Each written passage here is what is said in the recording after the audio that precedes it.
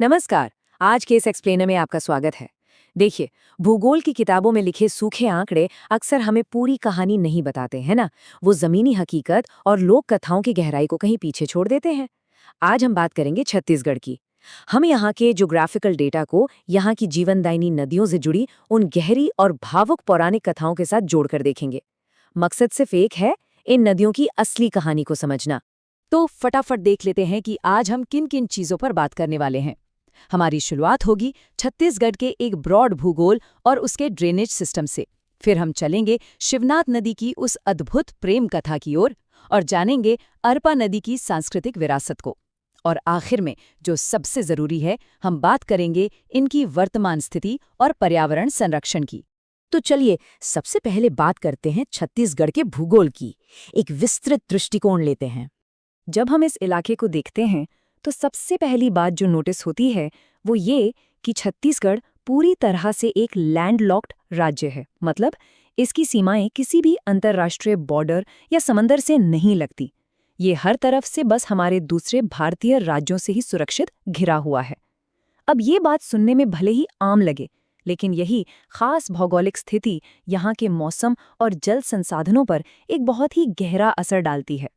और ये कोई छोटा मोटा इलाका नहीं है। ये राज्य 1,35,192 वर्ग किलोमीटर के एक विशाल क्षेत्र में फैला हुआ है। अगर हम पूरे भारत के नजरिए से देखें ना, तो देश के कुल भौगोलिक क्षेत्रफल का ठीक 4.11% हिस्सा अकेले इसी राज्य के पास है। ये वाकई में एक बहुत बड़ा भूभाग है। अब इसके फैलाव को जरा इमेजिन कीजिए। उत्तर से दक्षिण तक पूरा 700 किलोमीटर और पूर्व से पश्चिम तक 335 किलोमीटर का फैलाव। लेकिन यहाँ सबसे दिलचस्प बात क्या है? वो है कर्क रेखा। ये रेखा राज्य के 3 उत्तरी जिलों से होकर गुजरती है और इसी वजह से इस 700 किलोमीटर के विशाल फैलाव में एक बहुत ही खास उष्णकटिबंधीय मानसूनी जलवायु यानी ट्रॉपिकल मॉनसून क्लाइमेट बन जाता है। और यही मौसम सीधा तय करता है यहाँ की नदियों का मिजाज। अब जब हमने भूगोल समझ लिया है, तो आइए देखते हैं राज्य की जल निकासी प्रणालियों को, जो असल में इस राज्य की धमनियां हैं। अगर हम पानी के बंटवारे को देखें तो महानदी ड्रेनेज सिस्टम यहाँ का अनडिस्प्यूटेड किंग है। मतलब बिना किसी शक के सबसे बड़ा। ये अकेला सिस्टम पूरे राज्य के 56% से भी ज्यादा जल नेटवर्क को कवर करता है। आप सोचिए, आधे से भी ज्यादा छत्तीसगढ़ सिर्फ इसी महानदी बेसिन का हिस्सा है। महानदी के अलावा यहाँ गोदावरी, गंगा और नर्मदा प्रणालियां भी मौजूद हैं। ये चारों अलग अलग सिस्टम्स मिलकर ही तो छत्तीसगढ़ के कृषि क्षेत्र की एक बेहद मजबूत रीढ़ बनाते हैं। इन्हीं नदियों की बदौलत राज्य के मध्य हिस्से के जो मैदान हैं, वो आर्थिक रूप से इतने समृद्ध हैं और हम धान जैसी फसलों का इतना बम्पर उत्पादन देख पाते हैं।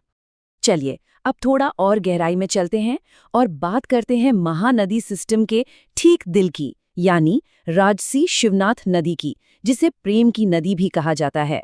ये नदी मैकल पर्वतों से निकलती है और महानदी में मिलने तक लगातार 290 किलोमीटर का लंबा सफर तय करती है। अगर हम सिर्फ ज्योग्राफी की बात करें तो ये महानदी सिस्टम की सबसे लंबी सहायक नदी है। लेकिन रुकिए, इसकी कहानी सिर्फ उद्गम और किलोमीटर तक सीमित बिल्कुल नहीं है। क्योंकि सूखे आंकड़ों से परे एक बहुत ही दिलचस्प सवाल उठता है। पानी का ये स्रोत यहाँ के लोगों के लिए आस्था और भक्ति का एक गहरा प्रतीक कैसे बन गया? आखिर शिवनाथ नाम के पीछे ऐसी कौन सी कहानी है जो इसे इतना खास बनाती है? तो सुनिए, इसके पीछे एक बहुत ही अमर और मार्मिक प्रेम कहानी है। कहा जाता है कि शिवनाथ नाम के एक बेहद साहसी युवक और राजकुमारी फुलवासन के बीच गहरा प्रेम था। लेकिन राजकुमारी के भाइयों ने ईर्ष्या में आकर शिवनाथ को देशद्रोही घोषित कर दिया। साजिश देखिए, जब शिवनाथ को मौत की सजा देने के लिए नदी के किनारे लाया गया तो फुलवासन भी वहां पहुंच गई और फिर दोनों ने अपनी जान की परवाह किए बिना एक साथ पानी में छलांग लगा दी। किंवदंती कहती है कि नदी ने भी उनके प्रेम का सम्मान किया। उसने उन्हें अलग नहीं किया, बल्कि उन्हें हमेशा के लिए एक साथ बहा ले गई। बस तभी से ये नदी महज एक भौगोलिक जल स्रोत नहीं रही, बल्कि प्रेम का एक शाश्वत स्मारक बन गई। अब अगर इन लोक कथाओं से निकलकर आज की व्यवहारिक सच्चाई पर आएं, तो आज भी ये प्रेम की नदी लोगों का ख्याल रख रही है। चांदगांव के पास बना ये शिवनाथ डाइवर्जन प्रोजेक्ट देखिए। ये 275 मीटर लंबा बांध इसी नदी के पानी को सूखे खेतों तक पहुंचाता है, जिससे आज भी हजारों किसानों का भरण पोषण हो रहा है। अब एक खूबसूरत पौराणिक अतीत से निकलकर हम एक दूसरी महत्वपूर्ण सहायक नदी की ओर मुड़ते हैं, अरपा, हमारी सांस्कृतिक नदी। लेकिन यहाँ हमें एक बहुत बड़ा और सच कहूँ तो एक बेहद दुखद विरोधाभास देखने को मिलता है।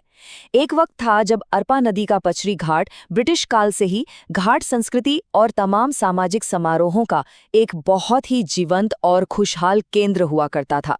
लोग यहाँ जुड़ते थे। और आज की आधुनिक वास्तविकता ये है कि ये नदी 49 डिग्री की चिलचिलाती गर्मी, लगातार गिरते जल स्तर और एक सूखे बंजर पठार जैसी स्थिति से जूझ रही है। आखिर ऐसा हुआ क्यों? अगर हम फैक्ट्स पर गौर करें तो इस भयंकर गिरावट के पीछे सीधे तौर पर मानवीय गतिविधियां जिम्मेदार हैं।